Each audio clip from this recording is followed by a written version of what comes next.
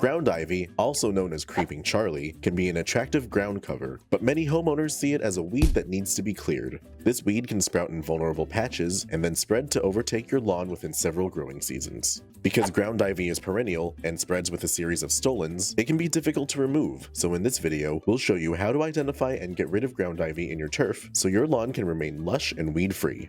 To shop for the products featured in this video and to learn more about ground ivy, click the icon in the top right of the screen, or click the link in the description below.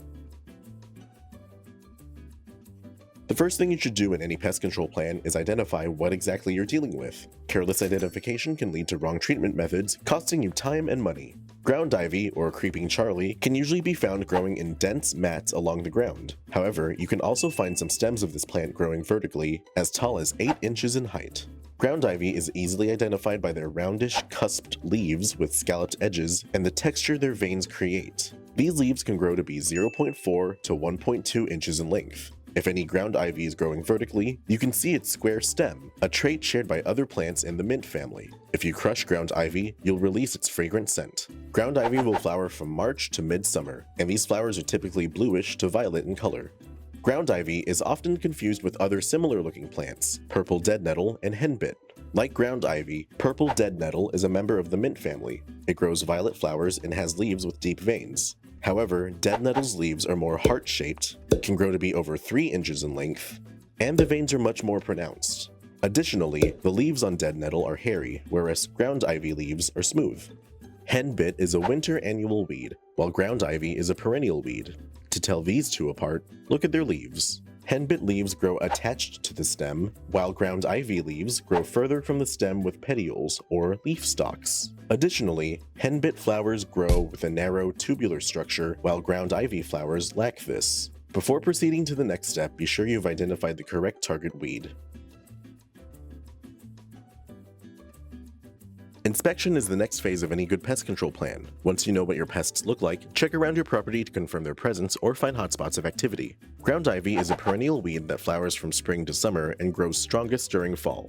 The weed thrives in shaded, moist areas of the lawn, so inspect the parts of your lawn that are exceptionally shaded during the day, like below eaves or tree shade. Ground ivy, or creeping Charlie, can establish itself where the turf is thin, weak, or otherwise stressed. Once it appears, the weed can creep to overtake nearby turf grass, so it's important to treat this weed as soon as you spot it. Be on the lookout for mats of the weed's flat leaves, and take note as you'll use this to direct your treatment.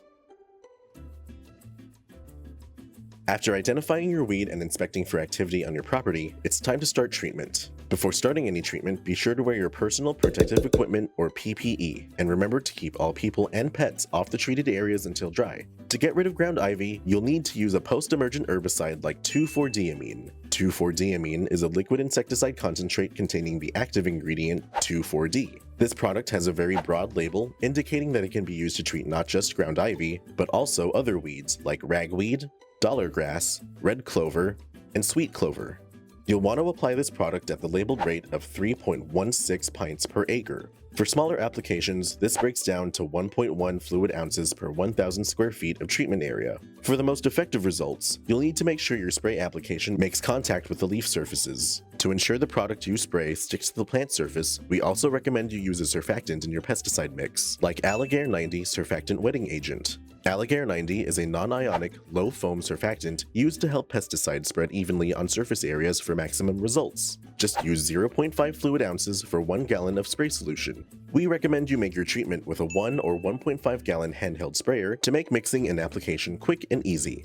To mix, add half the water into the pump sprayer, add your measured amount of product and surfactant, then add the remaining half of the water and close the sprayer. Shake the sprayer to agitate and pump a few times to produce a low-pressure spray. With low pressure, spray weeds directly and use a fan setting to thoroughly coat the leaf's surface. Spray the weed to the point of wet but not runoff. It's best to conduct your treatment in early fall when the weeds are growing most actively and when daytime temperatures have dropped below the low 70s. Check the weather ahead of time and spray on a calm day with no rain forecast for the next 48 hours and when wind speeds are low to minimize drift. You should start to see visible results of ground ivy browning and wilting within 2 weeks. If necessary, you may make a second application 7 to 10 days after your initial treatment.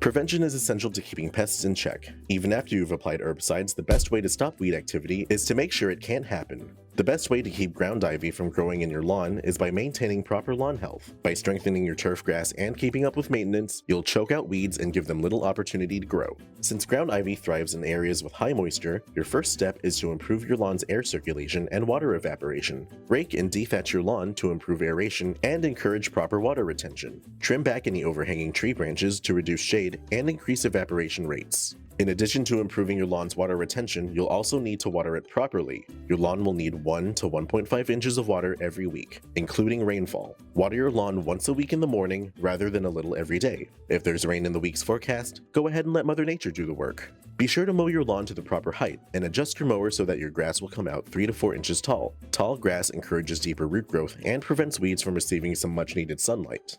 Finally, keep up with the proper fertilizing schedule. By laying fertilizer with the appropriate amounts of nitrogen, phosphorus, and potassium, you'll maintain strong turf grass and suppress other weeds from growing.